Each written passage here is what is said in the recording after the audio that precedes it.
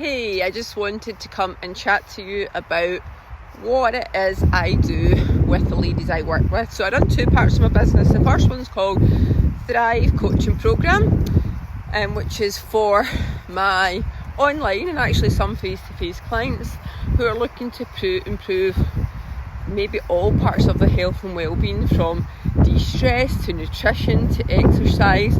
Some of them actually just want to feel better, some want to improve their health longer term, and some ladies actually just want to get into phenomenal shape. The other part of my business I run is called Mental Performance, which is actually about predominantly how women perform in the gym, which then rolls into every aspect of their life, being hugely empowering being one of those. And that's actually live classes I do in my local area. So the Thrive coaching is the biggest part of my business. We don't have a fancy super duper plan. I think women of midlife can be the worst culprits through no fault of their own at chasing the next sparkly shiny object, because we're so used to the diet starts Monday mentality, or follow this plan for 6-pack abs.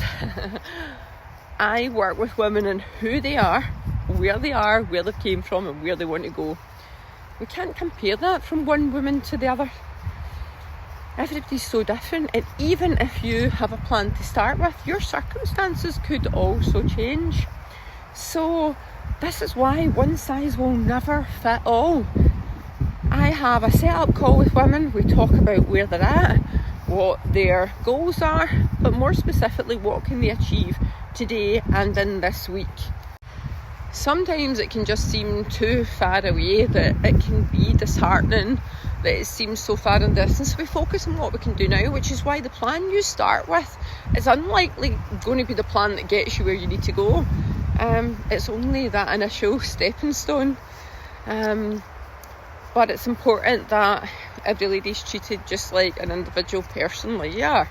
From that point, we have goals set in place, and they have a high level of accountability to me and also our client group that I run.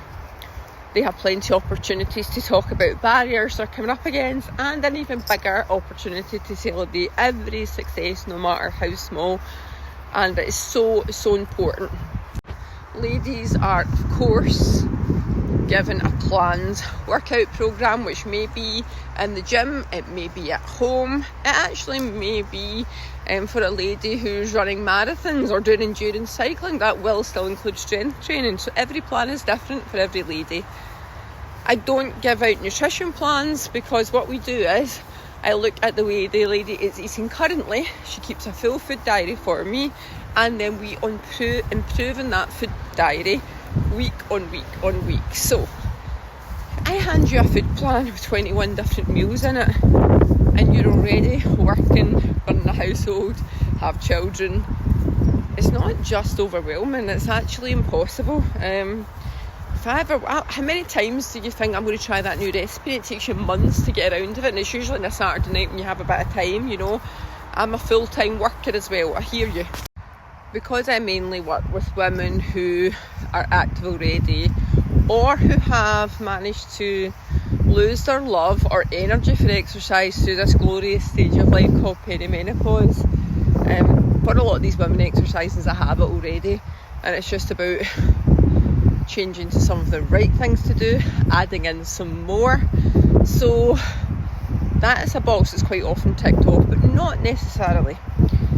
But from there, most of the changes that we make are changes in habit. We focus on absolutely achieving one thing at a time before we move on. That way, we manage to create lifestyle changes that stick. So when women come and change their life working with me, it's not changed for 6 weeks, it's not changed for 12, it's change that lasts a lifetime. Some women come to me and stress is really high. It's just super common at this stage in life. We're managing a lot. and some of those the lines could be blurred with menopause symptoms or even burnout. So it can sometimes be something as simple as improving, sleep routines, bedtime routines, doing things that de-stresses, like taking time to do some breathing patterns or meditation. And these are all huge things that make a difference, but with women we can be so resistant to do in our busy schedules. We do love, however, to set some milestone targets and goals. So maybe over a 4-week period we set goals that we can achieve. They're challenging so that we don't let boredom slip in, but they're absolutely doable. And even that can become a moving target if women's circumstances change. We're always going to have to factor in times for illness or other pressures that we may be feeling in our lives. But the one thing remains for everyone: we only look forward. We take steps every day, make choices that are aligned with where we want to go in our life, because every decision we make, leads to our destiny. I mean, it sounds like quite a dramatic statement, but it's so true. And love every single week doing some mindset input into the group, which makes women stop and think about the things they're doing, the choices they're making. It calls them out, it calls them out in their stories of the past about maybe the fact that they think they can't achieve things, that they've failed in the past. So, as much as we have gym plans, we talk nutrition, we focus on stress, what is going on here is quite often the biggest barrier, and it's something that I absolutely love working with women on. There's still a few things for me that I'm working on too.